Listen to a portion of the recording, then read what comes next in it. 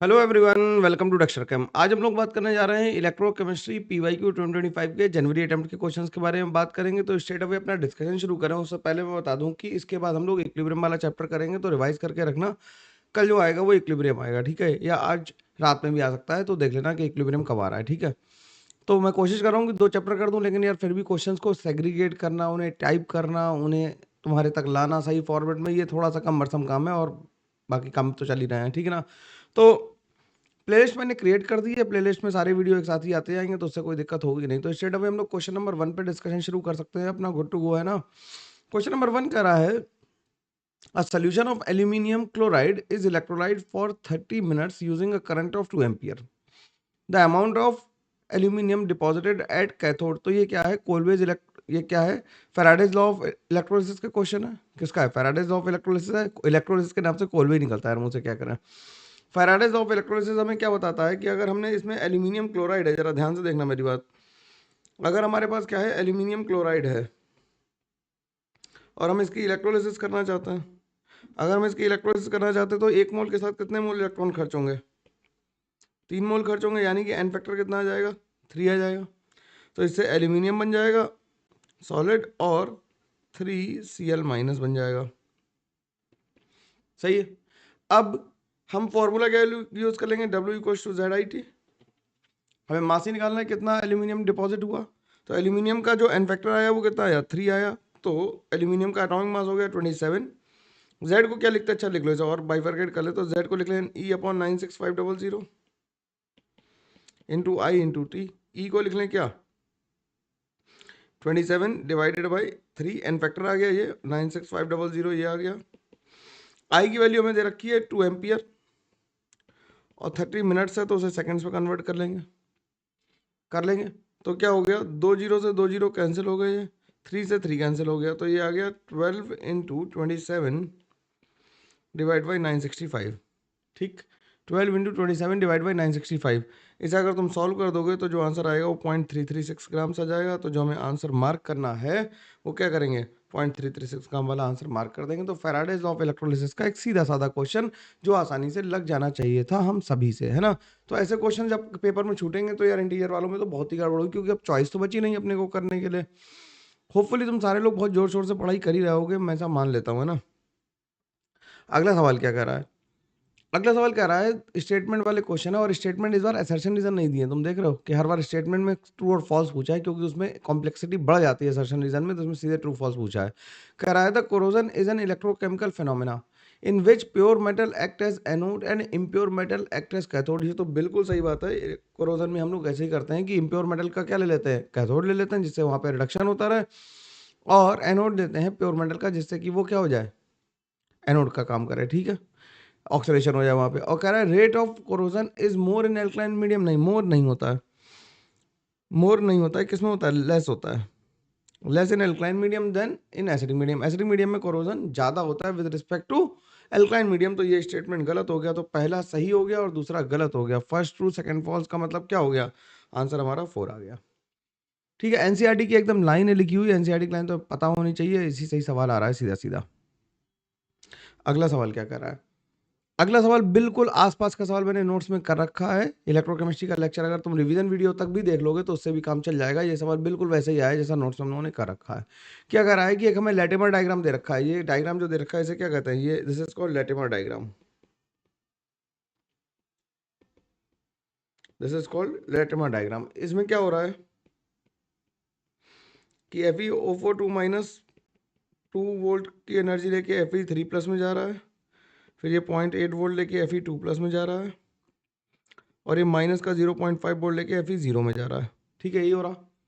हमसे कह रहा है standard reduction potential for Fe2 से FeO4 से Fe2 का निकालना है।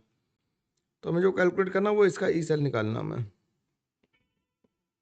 ठीक है, अब अगर हम इसे लिख लें E1, इसे लिख लें E2, E2 लिख लेते हैं इसे, ठीक है। तो हम जानते हैं क्योंकि एन फैक्टर अलग अलग है, यहाँ पे एन फैक्टर कितना है, यहाँ पे एन फैक्टर देखो कितना है, ऑक्सीडेशन नंबर +6 है, +6 से +3 गया तो इस रिएक्शन के लिए एन फैक्टर कितना आया? 3 आया। +3 से +2 गया तो इसके लिए एन फैक्टर कितना आया? 1 आया। बोलो, आया। तो हम क्या करते हैं कि अलग अलग इक्वेशन लिख लें। वैसे मैं एक लाइन में भी कर सकता हूँ, फिर तुम कहोगे सर आप जल्दी कर देते हो। ठीक, तो इसके लिए डेल्टा जी की वैल्यू क्या लिखेंगे, डेल्टा जी वन की वैल्यू लिख लेंगे minus n F E one.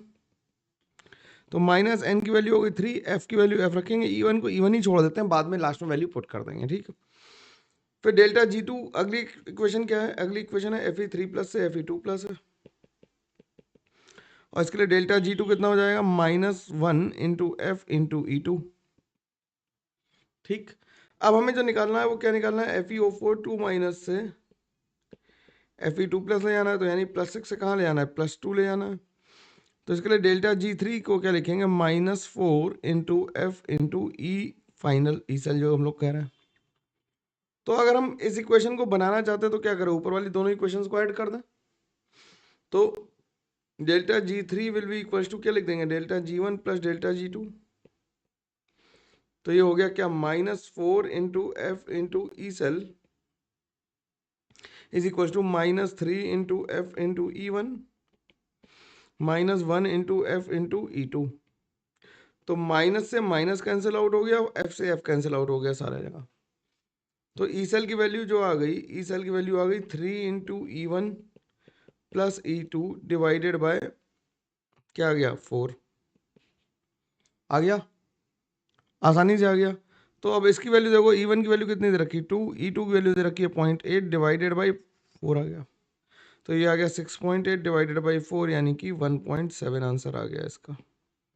1.7 given है क्या, ऑप्शन डी में गिवन है, तो आंसर डी आ गया। आसानी से बिल्कुल धैर्यपूर्वक करोगे तो आसानी से लग जाएगा सवाल। और यार चैनल थोड़ा सा और पुश कर दो, इस बार हम लोग कम से कम एडवांस तक 50,000 तो पहुंचे यार, है ना, है ना, इतना तो हमें पहुंचना ही चाहिए, नहीं पहुंचना चाहिए, इतना भी डिजर्व नहीं कर रहा हूं मैं क्या।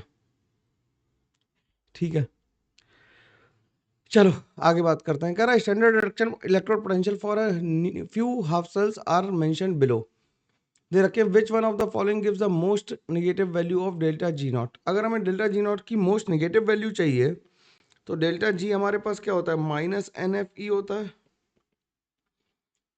एन एफ ई होता है। अब ई की वैल्यू कैसी होनी चाहिए, ई मैक्सिमम होना चाहिए और एन मैक्सिमम होना चाहिए, या ई इंटू एन का प्रोडक्ट मैक्सिमम होना चाहिए। हम ये कह सकते हैं डेल्टा जी को नेगेटिव होना है मैक्सिमम। ठीक है, पहले सेल में देखना जरा, पहले सेल में एन फैक्टर कितना आ रहा है, एन फैक्टर आ रहा है टू, इसमें कितना एन फैक्टर आ रहा है, एन फैक्टर आ रहा है टू, इसमें भी एन फैक्टर आ रहा है टू, और इसमें भी एन फैक्टर आ रहा है टू। तो एन फैक्टर से कोई जरूरत नहीं, यानी कि अब हमें ई की वैल्यू मैक्सिमम देखनी है। अगर ई की वैल्यू मैक्सिमम देखनी है तो इस सेल में देखो, ये एनोड है, ये कैथोड है।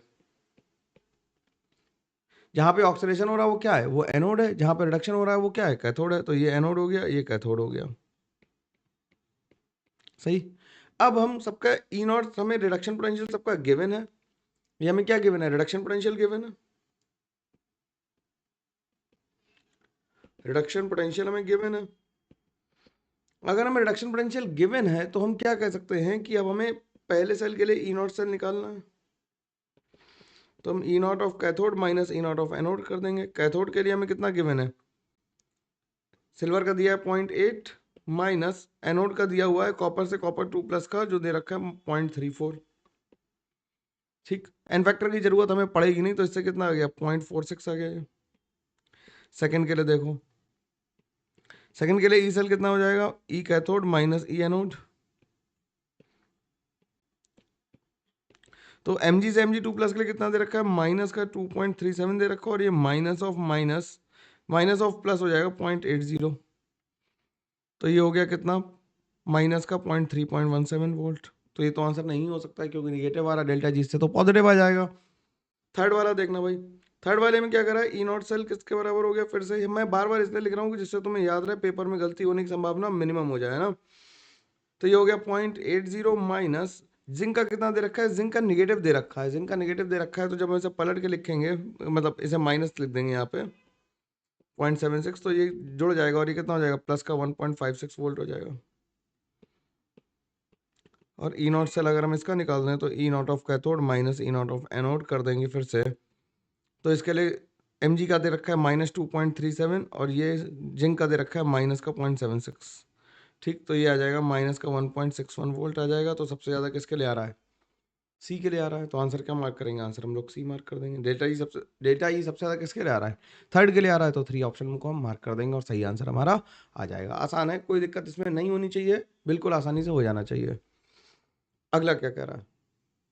अगला क्वेश्चन फिर से लगभग लगभग सेल बनाने वाला ही क्वेश्चन है, तो आराम से देखेंगे कैसे करना है। क्या कर रहा है? For the given cell Fe2 plus aqueous plus Ag plus aqueous gives Fe3 plus aqueous plus Ag. The standard cell potential of the following reaction is given by, ठीक है।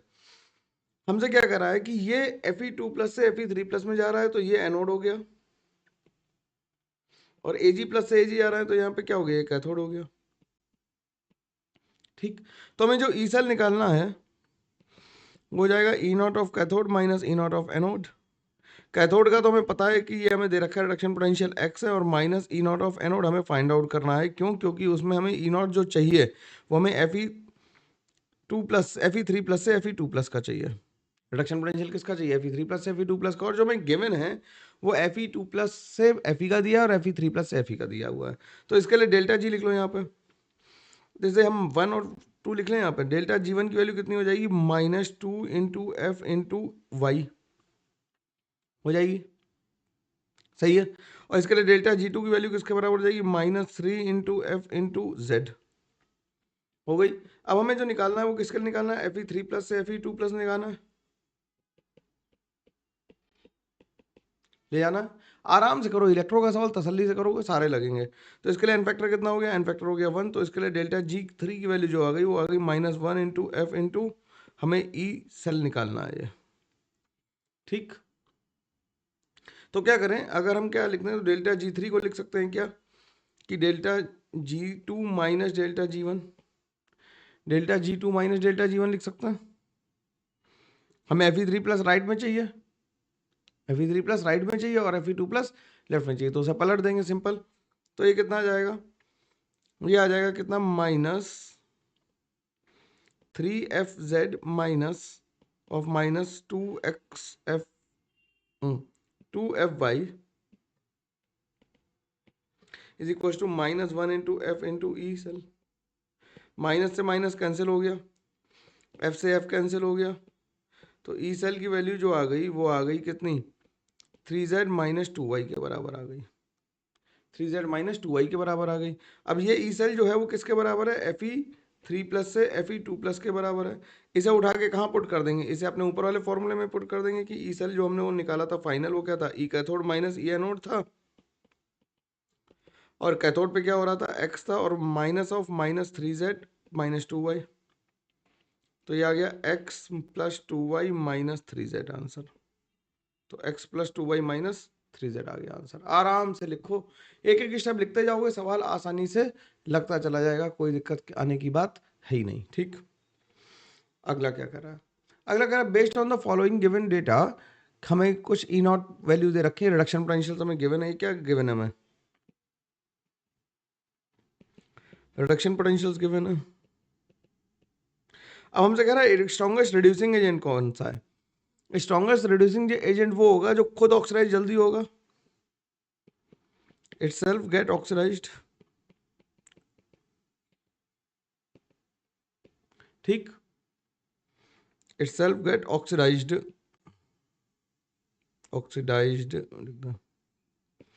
सही, जो सबसे पहले खुद ऑक्सीडाइज हो जाएगा। अब देखो ये रिडक्शन है, तो यहाँ से यहाँ जाने के लिए अगर हम ऑक्सीडेशन पोटेंशियल लिखें तो क्या होगा? माइनस हो जाएगा, ये भी ऑक्सीडेशन पोटेंशियल माइनस होगा, ये प्लस होगा और ये माइनस हो जाएगा। तो जिसका ऑक्सीडेशन पोटेंशियल ज़्यादा वो पहले ऑक्सीडाइज होगा। देख लेते हैं, the greater the oxidation potential,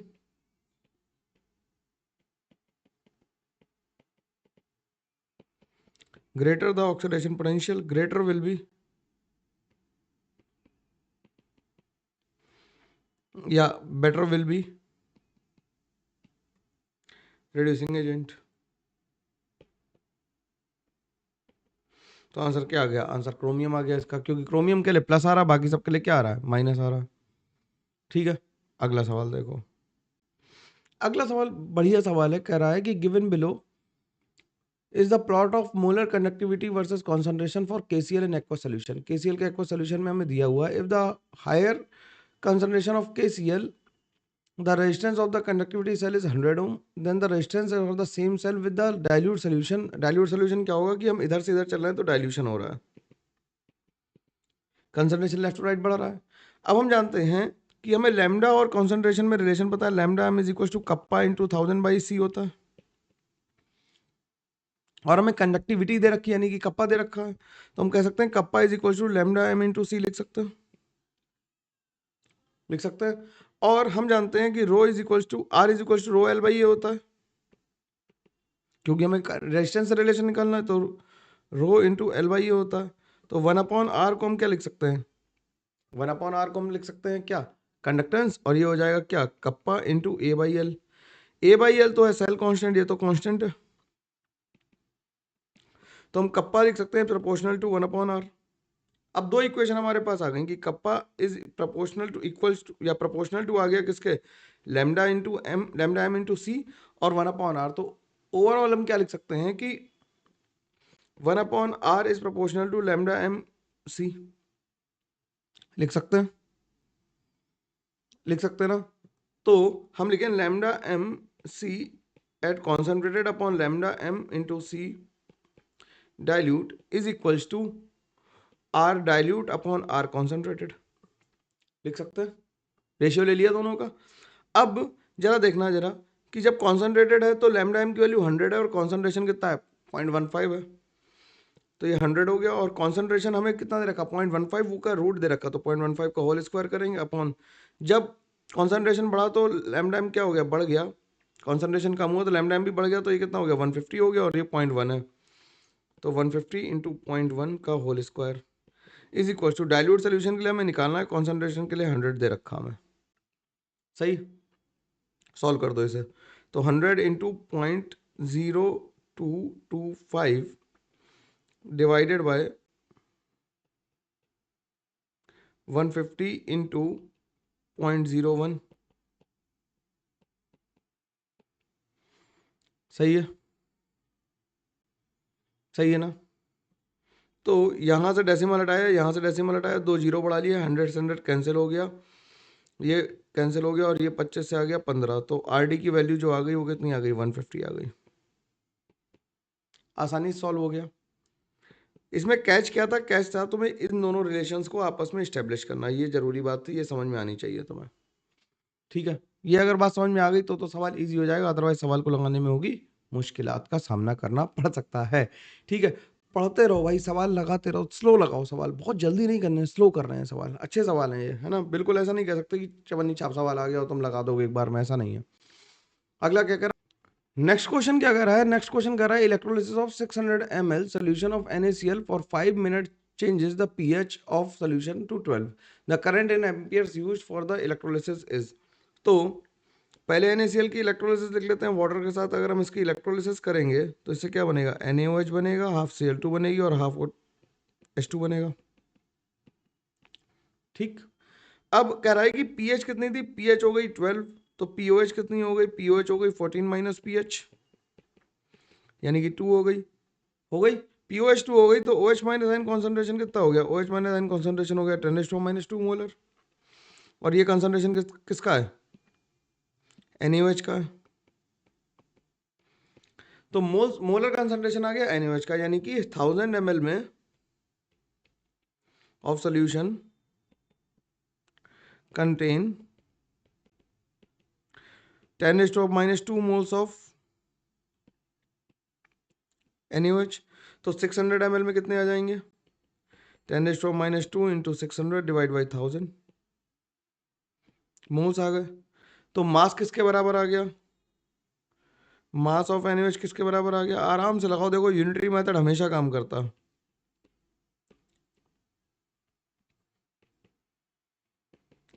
ये ग्राम्स आ गए। अब हमने ग्राम्स निकाल लिया NaOH के, तो Faraday's of electrolysis W equals to ZIT use कर लें, तो W हमें दिया है कितना, 10⁻² into 600 into 40 divided by 1000 is equals to 40 divided by 1 into 96500 into I की वैल्यू हमें निकालनी है, और टी की वैल्यू दे रखी 5 मिनट्स इंटू 60 कर दें, ठीक। तो 3 जीरो से ये 3 जीरो कैंसिल हो गए, 1 जीरो से 1 जीरो कैंसिल हो गया, 40 से 40 कैंसिल हो गया, ठीक। 6 से 6 कैंसिल हो गया, ठीक। तो आई की वैल्यू जो आ गई वो आई की वैल्यू आ गई 965 इंटू 10⁻⁻² डिवाइडेड बाई 5 आ गई। तो ये हो गया 193 इंटू 10⁻² एम्पियर, या फिर 1.93 एम्पियर, या फिर आंसर जो लिखेंगे वो आंसर हम क्या लिख देंगे, 2 एम्पियर लिख देंगे। 2 एम्पियर आंसर लिख देंगे तो आंसर आ गया हमारा 2। नियरेस्ट इंटीजर पे राउंड ऑफ करना था। सवाल को सप्रेम लगाओ, आराम से लग जाएगा, कोई दिक्कत नहीं। अगला सवाल क्या कह रहा है? अगला सवाल कह रहा था molar conductivity of a weak electrolyte when plotted against the square root of concentration, यानी कि हमारा कौन सा है, डिबाय-ऑन्सकर इक्वेशन है। तो वीक इलेक्ट्रोलाइट के लिए जब हम ग्राफ बनाते हैं तो कैसा ग्राफ बनता है, लैम्डा एम वर्सेस कॉन्सेंट्रेशन के अंडर रूट का ग्राफ बनाते हैं। वीक इलेक्ट्रोलाइट के लिए कॉपी में बना हुआ ग्राफ है, बिल्कुल ऐसा बनता है। क्या कह रहा है, the molar conductivity increases sharply with increase in concentration. नहीं, मोलर कंडक्टिविटी तो क्या हो रही है, कंसंट्रेशन के साथ कम होती जा रही है। A small decrease in molar conductivity will observe eight infinite dilution. नहीं, ऐसा नहीं है। तो मोलर कंडक्टिविटी क्या हो रही है, डिक्रीज कर रही है इंक्रीज इन कंसंट्रेशन से, ये सामने दिख रहा है। तो आंसर क्या आ जाएगा, 4 आ जाएगा। ठीक है, बिल्कुल आसानी से समझ में आनी चाहिए बात। अगला सवाल क्या कर रहा है, अगला कह रहा है the standard reduction potential values of some of the P block ions are given below, predict which one is the strongest oxidizing capacity. अब स्ट्रॉन्गेस्ट ऑक्सीडाइजिंग एजेंट होना चाहिए, तो हमें क्या चाहिए, स्ट्रॉन्गेस्ट ऑक्सीडाइजिंग एजेंट के लिए खुद को क्या करेगा, रिड्यूस करेगा। खुद को क्या करेगा, जो स्ट्रॉन्ग ऑक्सीडाइजिंग एजेंट ही होगा तो इटसेल्फ को क्या करेगा, इटसेल्फ रिड्यूस करेगा। तो जिसका रिडक्शन पोटेंशियल सबसे ज्यादा होगा वो सबसे अच्छा ऑक्सीडाइजिंग एजेंट होगा। रिडक्शन पोटेंशियल कैसा होना चाहिए, मोर होना चाहिए। तो इसमें मोर किसका आ रहा है, लेड का आ रहा है, Pb4+ से Pb2+ का। तो आंसर सीधा सीधा आ गया, बिल्कुल वही सवाल है, बिल्कुल मतलब ये तो कॉपी के लिखे ही हुए सवाल आ गए, ठीक है। अब क्या कह रहा है, अगला कह रहा है कि for Mg2 and Ag+2 Ag the correct Nernst equation. अब नर्स्ट इक्वेशन तक लिखने के लिए आ गई। तो ये एनोड है, ये कैथोड है, तो ई ऑफ कैथोड लिख देते हैं, एनोड लिख देते हैं। ई ऑफ एनोड विल भी क्या हो जाएगा, ई नॉट सेल। पहले रिएक्शन लिख लेते हैं। कैथोड पे क्या हो रहा है, कैथोड पे Ag+ इलेक्ट्रॉन लेके क्या हो रहा है, Ag बना रहा है। और एनोड पे Mg-2 इलेक्ट्रॉन करके Mg2+ बना रहा है। तो हम क्या करें, इसमें 2 का मल्टीप्लाई कर दें इक्वेशन में और फिर ऐड करके लिख दें। तो हम क्या लिख देंगे कि Ag+2Ag+aqueous प्लस Mg2, Mg से इधर आ गया, फिर आ गया Mg2+aqueous प्लस 2Ag सॉलिड। तो इसके लिए के इक्विलिब्रियम क्या लिखेंगे, के इक्विलिब्रियम या क्यू क्या लिखेंगे, इसके लिए क्यू लिख लेते हैं। क्यू क्या लिखेंगे, लिखेंगे Mg2+aqueous डिवाइडेड बाई Ag+aqueous का होल स्क्वायर। ठीक, ये लिखेंगे। अब ई सेल को क्या लिख देंगे, E cell is equal to होता है E not cell minus RT/NF, N की वैल्यू है 2 और F आ गया log Q। ठीक, यही तो लिखते हैं। तो ये आ गया E not cell minus RT/2F into log Q की वैल्यू आ गई log Mg2+ अपॉन Ag+aqueous का होल स्क्वायर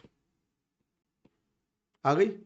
तो इसे प्लस करके कैसे लिखेंगे, ई नॉट सेल लिख दिया, माइनस माइनस प्लस हो गया, ये हो गया RT/2F, ये मल्टीप्लाई का साइन है ना, लॉग ऑफ, ये प्लस करके ऊपर इसलिए ले जा रहे हैं क्योंकि जो ऑप्शन दे रखे हैं वो इसी टाइप के दे रखे हैं जिसमें प्लस आ रहा है। तो ये फाइनल आंसर आ गया। ऐसा आंसर मिला लो कौन सा आ रहा है, Ag का हमें स्क्वायर चाहिए ऊपर और Mg नीचे चाहिए, तो फोर्थ ऑप्शन मिल गया, देखो मिल गया। आसान सवाल है, बिल्कुल आसानी से लग जाना चाहिए। अगला सवाल क्या कह रहा है, अगला सवाल, तुम्हें बहुत सारी चीजें याद होनी चाहिए, इसके लिए लगना चाहिए। ऐसा तुम्हें लगता है कि तुम्हें बहुत सारा डेटा पता होता तभी होता, ये सारी कॉपी में लिखी हुई बातें हैं, नोट्स में लिखी हुई बातें हैं। लेकिन तुम्हें एक बात से सवाल को लगाना आसान हो जाता कि इन्वर्टर्स में जो होती है वो लेड स्टोरेज बैटरी होती है। ठीक, इन्वर्टर में लेड स्टोरेज बैटरी होती है और अपोलो शिप के लिए, स्पेसशिप के लिए हाइड्रोजन फ्यूल सेल लगते हैं। तो हाइड्रोजन फ्यूल सेल वाला देखो ऑप्शन केवल एक ही आ रहा है, तो आंसर ए होगा। ट्रांजिस्टर्स में क्या होते हैं, ट्रांजिस्टर्स में हमारे पास बड़े पेंसिल सेल लगे होते हैं और हियरिंग एड्स में मरकरी सेल होते हैं। ठीक है, तभी मैंने बताया भी था क्लास में कि जब मैंने मतलब पढ़ाया था तो बताया था कि मरकरी जो बटन सेल होते हैं उन्हें खा नहीं लेते हैं, खा लोगे मरोगे, है ना। ठीक, अगला देखो क्या कर रहा है, O2 gas will be evolve as a product of the electrolysis. अब जब सिल्वर इलेक्ट्रोड, हम सिल्वर AgNO3 की इलेक्ट्रोलिसिस करते हैं तो क्या होता है कि Ag प्लस कैथोड पे रिड्यूस हो जाता है और Ag ही ऑक्सीडाइज होता है। ठीक, तो ये तो आंसर है नहीं।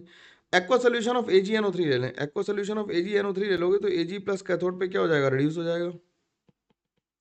और एनोड पे क्या होगा, एनोड पे वाटर का ऑक्सीडेशन होगा, क्योंकि इलेक्ट्रोड कैसा अपना प्लेटिनम इलेक्ट्रोड है, सिल्वर इलेक्ट्रोड तो है नहीं, तो वाटर का ऑक्सीडेशन होगा तो क्या बनेगा, 4H प्लस बनेंगे, O2 बनेगी और 4 इलेक्ट्रॉन बन जाएंगे, तो इसमें ऑक्सीजन निकली, तो बी ऑप्शन सही हो गया। डाइल्यूट सोल्यूशन ऑफ H2SO4 में, डाइल्यूट सोल्यूशन ऑफ H2SO4 में कैथोड पे क्या होता है, H प्लस रिड्यूस होता है, और वाटर का क्या होता है, ऑक्सीडेशन होता है इसमें भी। बिल्कुल नोट्स वाले क्वेश्चंस हैं यार ये तो, अगर तुमने नोट्स पढ़े हुए हैं तो मैं बिल्कुल तुम्हें दिखा सकता हूँ कि इलेक्ट्रोलिसिस लिखी हुई है डाइल्यूट सोल्यूशन ऑफ H2SO4 की। तो आंसर क्या आ गया, बी और सी हो गया। कंसंट्रेशन में क्या होता है, सल्फर H2SO4 का ही ऑक्सीडेशन होता है और क्या बन जाता है, H2O8 बन जाता है। तो बी और सी हो गए, बी और सी वाला ऑप्शन कौन सा है, फोर्थ। ठीक है, बिल्कुल कॉपी के लिखे लिखे सवाल आए हैं यार, करना बनते हैं और करने ही चाहिए। ठीक है, चलो हम लोग को ये कर लिया, मिलते हैं अगली क्लास में, तब तक के लिए thank you very much, take care, bye bye, ध्यान रखो, खूब सारी पढ़ाई करते रहो और खूब सारे सवाल लगाते रहो। ठीक है, चलो बाय। और यार चैनल को लाइक शेयर सब्सक्राइब तो करना बनता ही है, हम लोग को जल्दी जल्दी ग्रो करना, नहीं तो फिर मोटिवेशन चला ही जाएगा बिल्कुल से, है ना। चलो बाय।